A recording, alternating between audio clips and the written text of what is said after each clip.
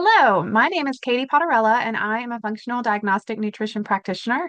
And I just want to take a minute to introduce myself and a few minutes just to go over some of the basics about how I work with people one on one to get to the bottom of their unanswered questions about their health. I am not a doctor. I do not diagnose and I do not treat disease. So if you are here, you have probably already tried a lot of things. You may have tried diets or supplements or detoxes, maybe even hormones, and you're either not seeing results, your labs keep coming back normal, but you still don't feel like yourself. So if that sounds familiar to you, you're in the right place. This video was made for people just like you. Um, so people come to me for two different reasons.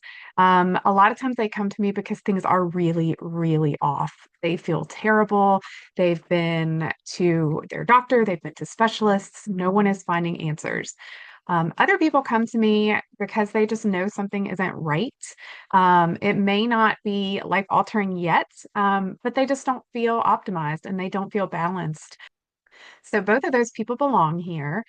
People are just on different parts of their health journey. So the goal of this video is really to just begin to explain to you why so many people stay stuck.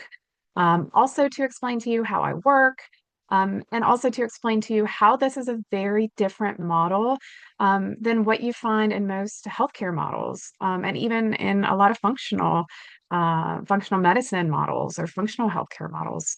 And I want to talk a little bit about what healing actually looks like before something becomes diagnosable. And in most cases, the people that I'm working with are in that sort of pre-diagnosis phase where their blood labs do look normal, and the dysfunction is going on behind the scenes, and no one has uncovered it yet. So I spend more time in areas that most systems can.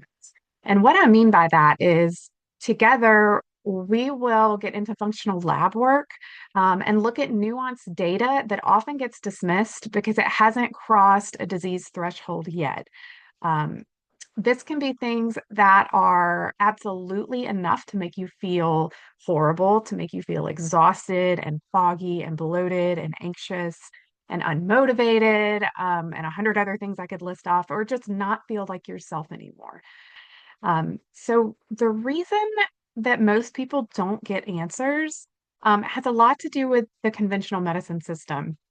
So the conventional medicine system is absolutely wonderful at what they're good at, which is emergencies and acute care and advanced stages of disease.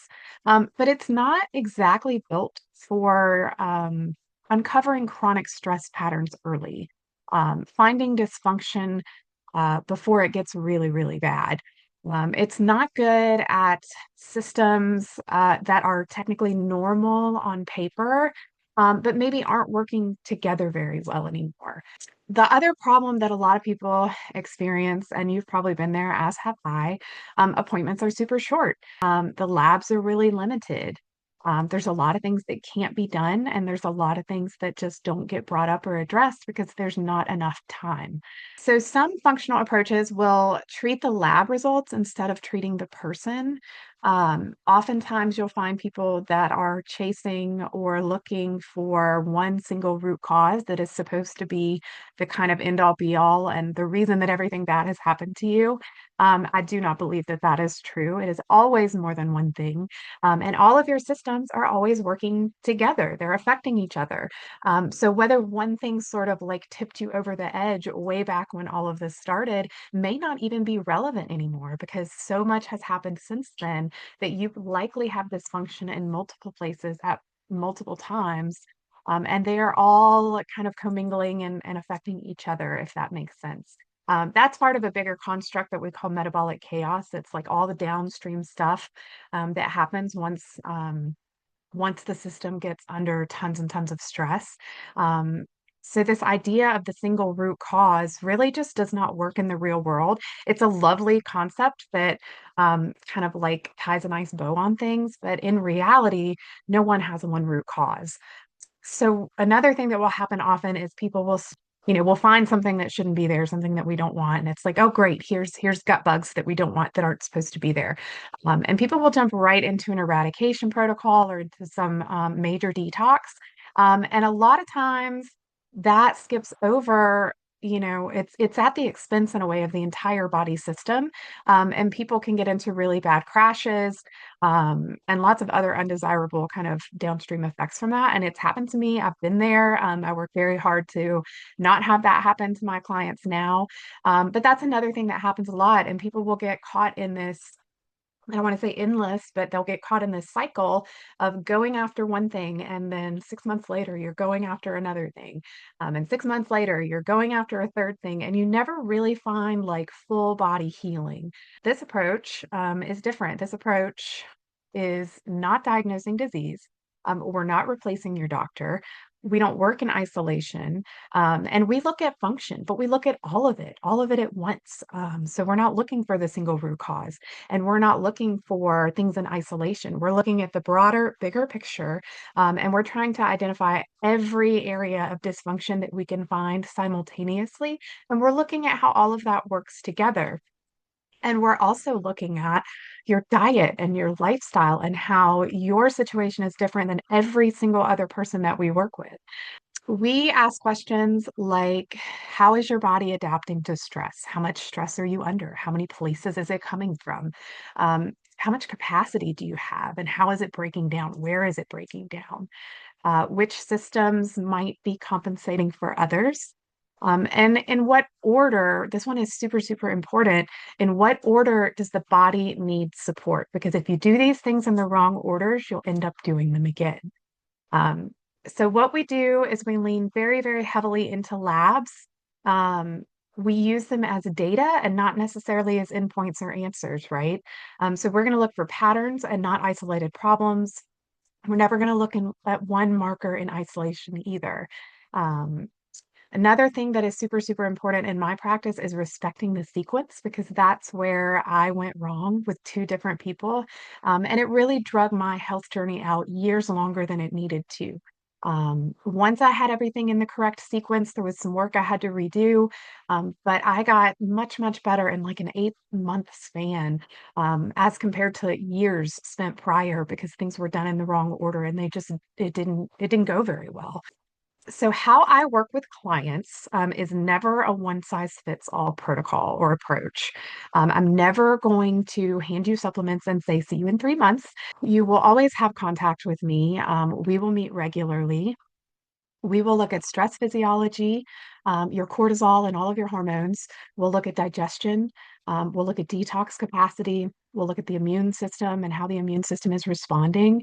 And we're going to look at nervous system load and energy production. And we're going to look at all of those things together as best we can and try to tease out where the compensation is happening and where the dysfunction is. And we're going to try to go in and very strategically begin to correct as many little things as we can find so that your body ultimately will come back to its innate brilliance, and be able to run itself and balance itself again. So we're kind of giving nudges in the right direction in all these different places, if that explains it or helps to explain it. If healing does not happen in phases and in the correct order, it often fails. And I know that that's super frustrating because I've been there, and I know that you might be thinking, "Oh my God, that's me right now." It happens to a lot of us, and there are so many different approaches. It can be very frustrating, and I understand that. But we have got to stick to our phases. And these phases vary from person to person, but your unique circumstance and symptoms and lab results are going to tell us what that order needs to be for you. And then eventually, at some point, when you're feeling much better, we get to move into maintenance. So that's kind of the end of it. And my goal is never to keep you as a client forever. I'm not interested in that. That's not why I came to this work. It's not a business model that I subscribe to. I would rather you leave feeling wonderful and go tell 3 other people about me who need me, because everybody is sick these days. And there's plenty of sick people to go around. I don't need you as a client forever. I hope we part as friends. And it's a great experience, but I do not want to see you back year after year after year with problem after problem after problem. One of the goals in working together is to help you understand your body well enough that you just don't need me forever. You don't need me long term. You know what to do. You know what's working for you. You know what your body wants, what kind of food your body runs on. Um, you know how to avoid things. And you know how to take care of yourself in a way that you don't have to keep Googling everything under the sun as far as what's truly healthy and what isn't. You don't have to be a mystery or a mystery case. I was told that more times than I can keep track of in order to benefit from this work. Everybody can benefit from this work, but a lot of people have to get to a place where they feel pretty poorly before they get on a call with me. Um, so as long as you want to understand why your body is responding the way it is and you're willing to do lifestyle work and willing to make changes, then this work is right for you. Okay. So as far as the functional lab, I want to go ahead and show you just kind of behind the scenes really quick. We're not going to do like a super deep dive, but I want to show you just a few of my favorite ones and talk about why they're so wonderful and the kinds of things that they can reveal for us. So first up, I'm going to talk about the stress and hormones panel. Okay, so like I mentioned, these have been redacted, but they are mine. So the stress and hormones panel is one of my favorites. It is one of my favorites to start with. What we are looking for here is never necessarily one number. We're always looking for the overarching pattern. So I've got two different ways we look at this. Here you can see we have individual numbers. And over here on another page, you can see that we have this really wonderful graph. And this graph down here has charted points that are the 4 points that we measured across the day. So this is a test that you're going to do using saliva. And this test measures in the morning, at noon, in the afternoon, and in the evening. And this green window is where it should lie. So as you can tell here, my cortisol output was super low and almost flat. And that absolutely reflected how I felt at the time, struggling to get up in the morning, super tired, like I hadn't slept all night, even though I slept 8 hours. And it just kind of progressively felt that way all day long.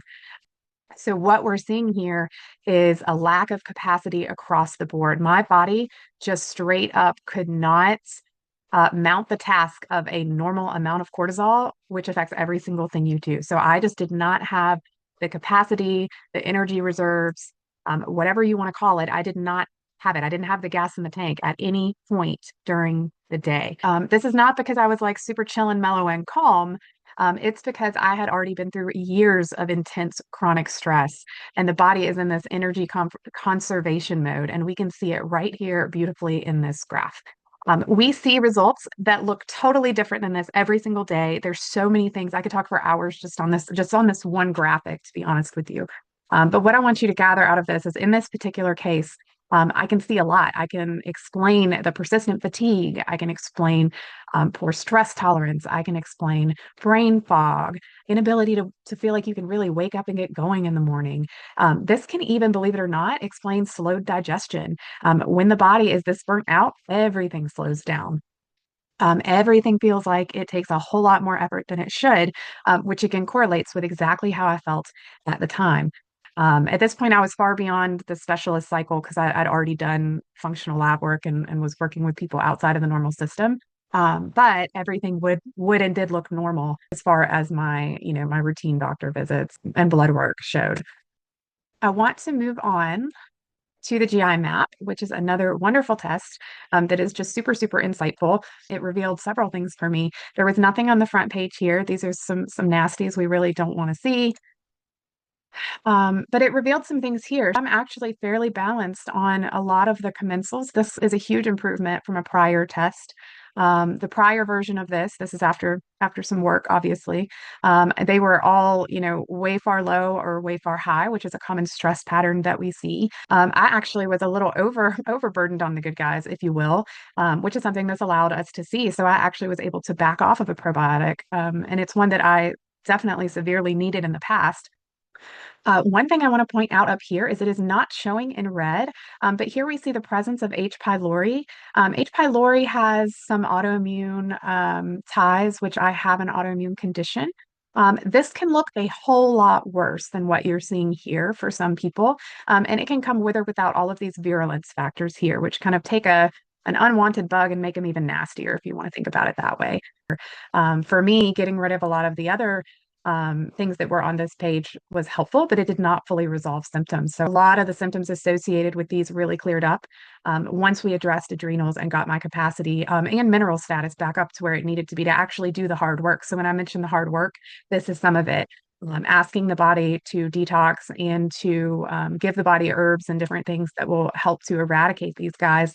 It stirs up a lot of stuff and it's really hard on the body. So you've really got to have that system and that correct phasing in place, or you can just chase these guys for years and years and never get anywhere, which is kind of where I was before I found FDN.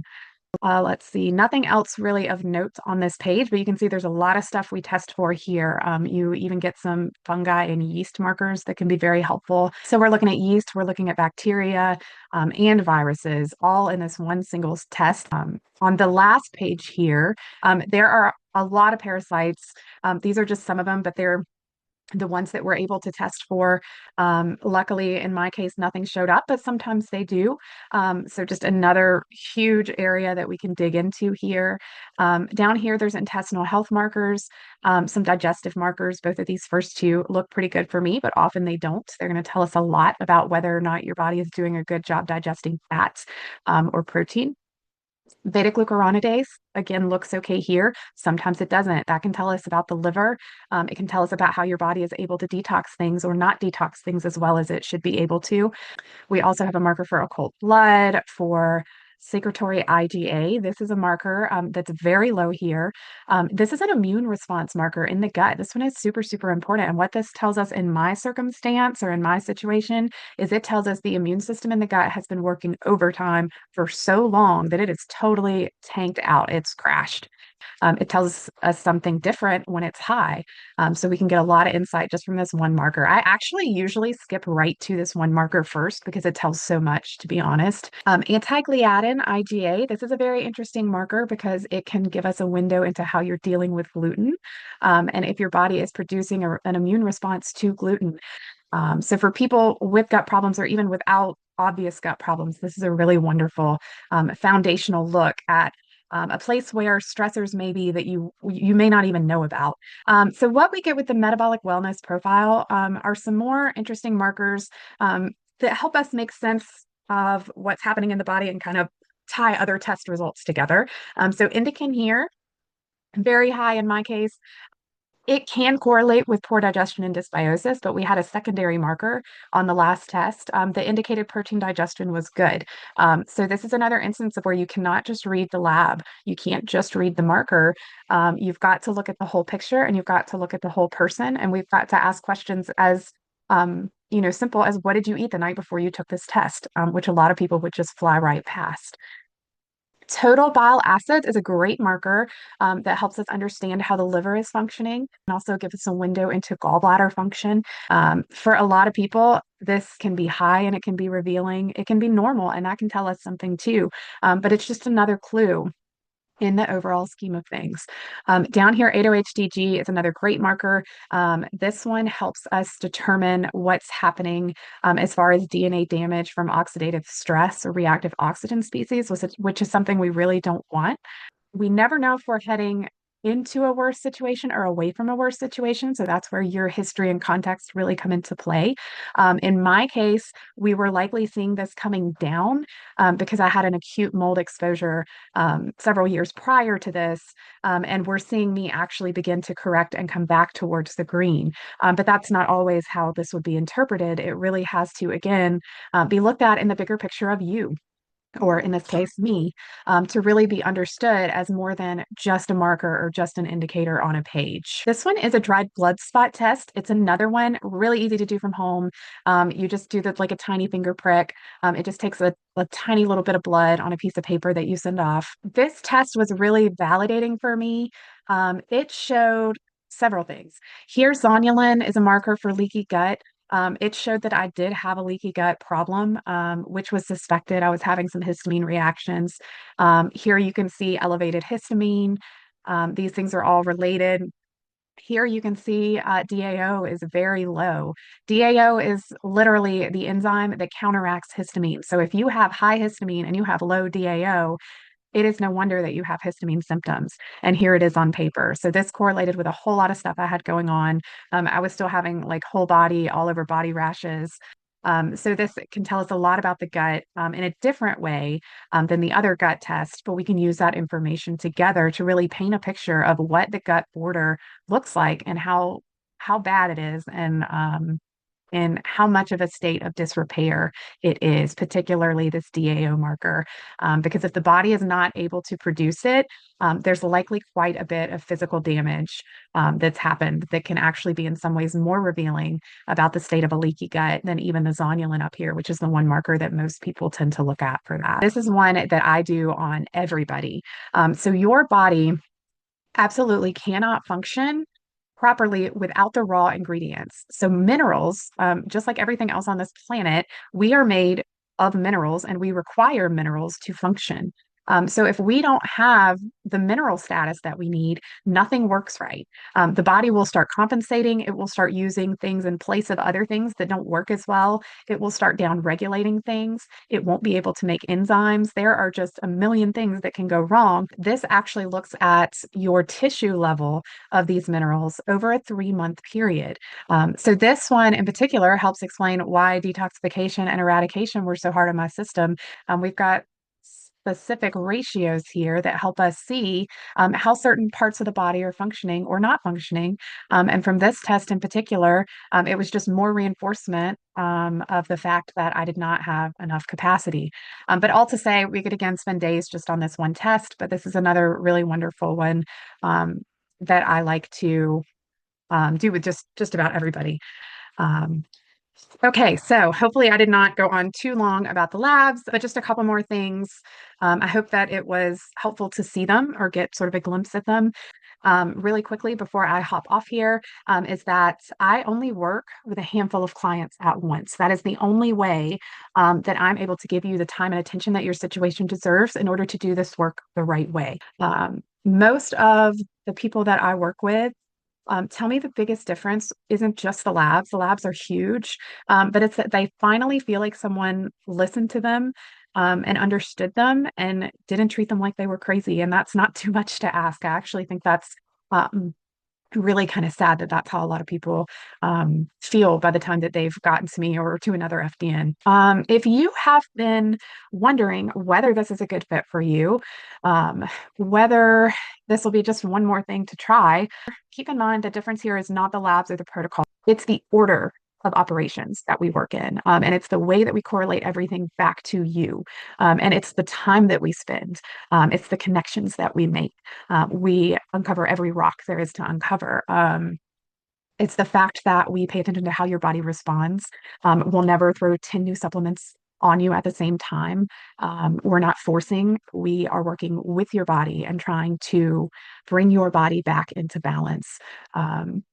Okay, I think that's it. So if something in this video made you feel seen or something just clicked for you or you got really excited about the labs, the next step is just a conversation.